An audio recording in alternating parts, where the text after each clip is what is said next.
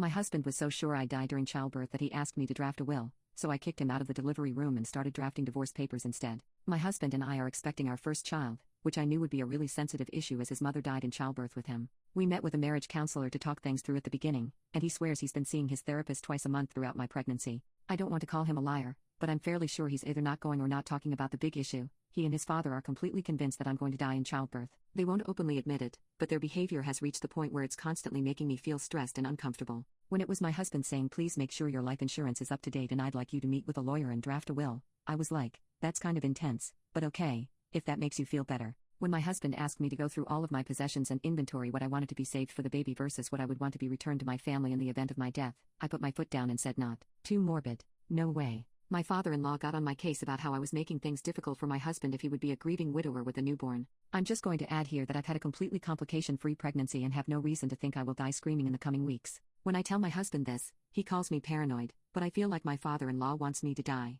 His whole life identity for the past 35 years has been amazing single dad, and it seems like he's looking forward to being able to guide my husband through what he went through. At this point, I'd honestly be happy to. I certainly not want him in the delivery room, especially since he told me he was putting his foot down about me not being allowed to have an epidural or laughing gas. He's a commanding presence, and I know that whatever he wants in the delivery room, he will get. I know people will say, "Oh, L&D nurses would never let that happen," but you haven't met this man. My husband, in addition to backing his dad on everything, acts like my due date is my death date, and has completely pulled away from me. Every minute with him is morbid, stressful, and a reminder that our marriage seems crumbling. No matter how many times I tell him his behavior makes me stressed and upset, it's just getting worse, and I do not want it around me while I'm concentrating on giving birth. Do I owe it to my husband to let him stress and upset me during labor? Is his presence at the birth more important than a safe and healthy delivery? My therapist says no, but this whole thing has been so weird I feel like I need some outside perspective. Update: to get right into it, I was unfortunately right about my suspicion that my ex wasn't going to therapy. I sat down with him and very firmly put my foot down about my mother being my support person in the delivery room alongside him,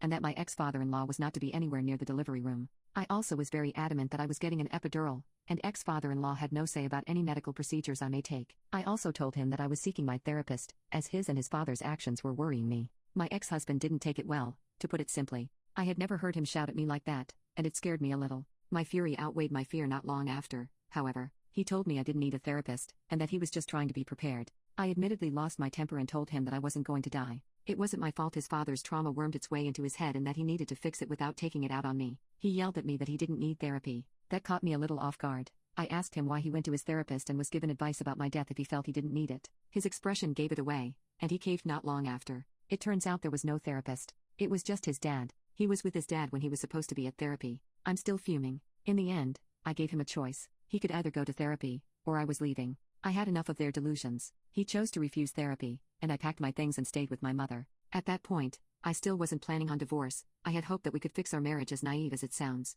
But my ex decided that if he couldn't convince me to return, he would get his father and the rest of his family to do it. I had to change my number due to the amount of harassment and abuse they hurled at me. In the end, it was just my mother in the delivery room as I gave birth. I'm thankful for the nursing staff, they were a godsend, and I felt safe that neither my ex or his father would get even remotely close to the room without my say-so. The divorce is ongoing, so I can't give too many details on that front, but I hope we can work out a tentative co-parenting agreement. My ex isn't a bad father, he loves our baby girl, but our relationship is done. And as long as I live, ex-father-in-law will never be near my daughter. I'll wrap this up. I've got an adorable little toddler tugging at my leg. I'm alive and happy, and I have my baby in my arms. Life is good.